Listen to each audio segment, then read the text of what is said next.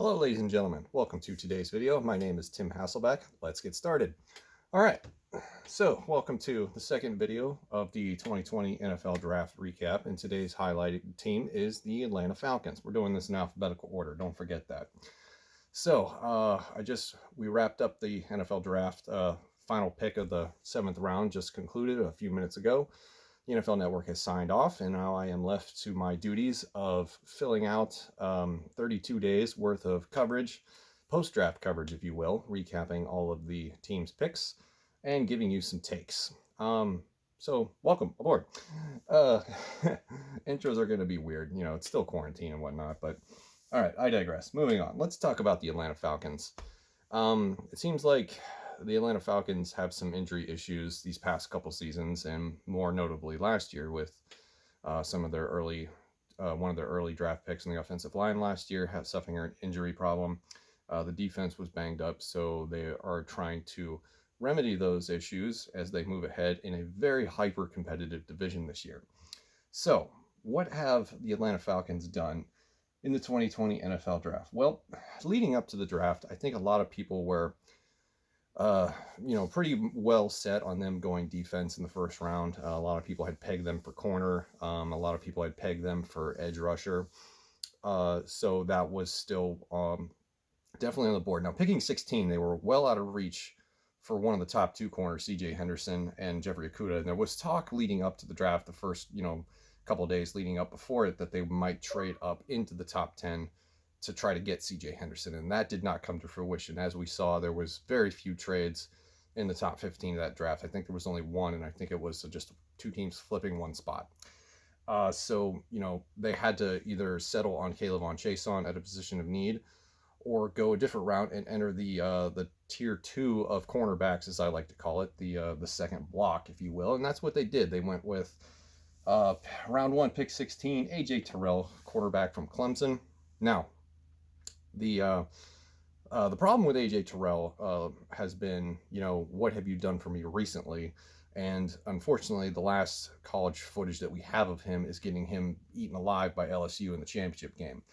And as I've said before in a video previously where I was talking about A.J. Terrell, that's not really a red flag. That's not something to be overly critical about, because everybody got eaten alive by LSU this year. So it's not really that much of a knock against him. I do like A.J. Terrell as a player. I didn't have him in my mock drafts in the first round for quite a while, and it wasn't until this past month when the rumors started churning that he could be a first-round pick, that a lot of teams were high on him, that I included him in the mock. Now, I only had him somewhere in the 20s, so if you ask me, A.J. Terrell at 16 overall is a little bit of a reach, and because you could have had Jalen Johnson, you could have had Jeff Gladney, you could have traded back, but I still applaud people for just not messing around and getting the guy that they want when their opportunity comes up. So A.J. Terrell is an interesting pick, and we'll see what happens with that. Moving on in the second round, pick 47, Marlin Davidson, defensive tackle from Auburn, the other defensive tackle, if you will. This is a good spot for him. I had seen him mocked in the first round by a number of people, and I was worried that he was going to be this year's Marcus Davenport, where somebody traded up some ridiculous haul to go get him. That would be very bad. But at pick 47, I think you get some value out of this. It definitely fills a need. Now he can slide in right next to Grady Jarrett, and that defensive line is very well rebuilt now through the draft and free agency. I'm blanking on the edge rusher that they got in free agency, but I'm sure somebody in the comments can remind me who it was. So defensive line is much betterly upgraded. That's not even a phrase. The defensive line is in a lot better position than it was a year ago. Let's put it that way.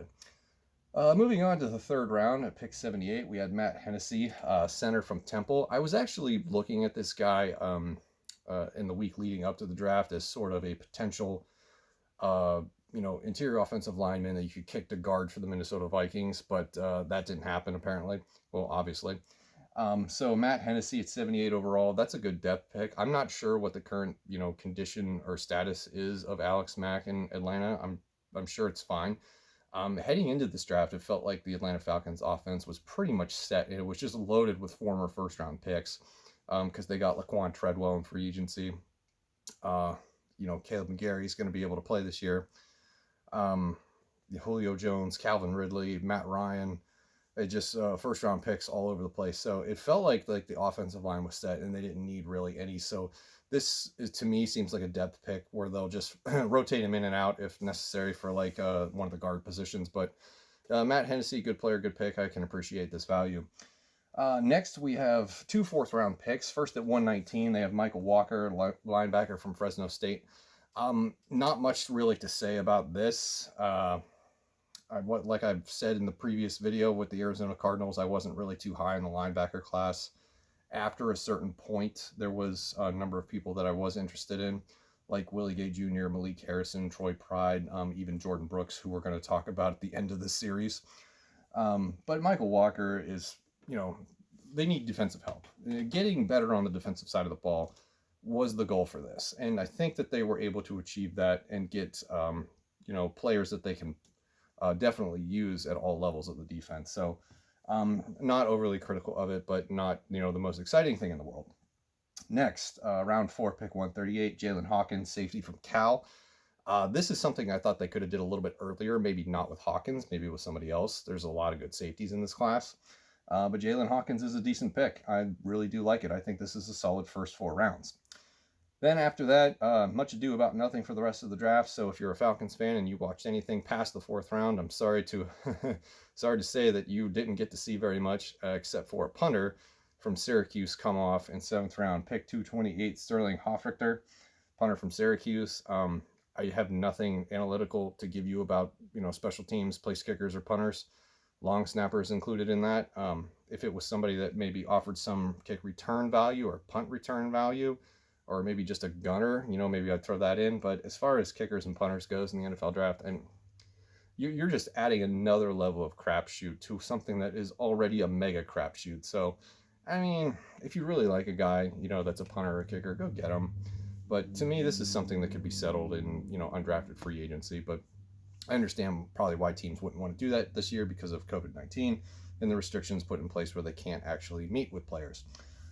So overall, very unique draft for the Atlanta Falcons. Not the most flashy, not the most name recognizable in the world, but overall, decent haul. They address some needs, corner, secondary, defensive line.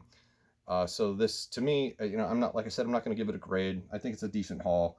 The only problem is that it's a little top heavy. So it's going to be very dependent on how well AJ Terrell and Marlin Davidson play out, because I don't think you're going to see Matt Hennessy right away.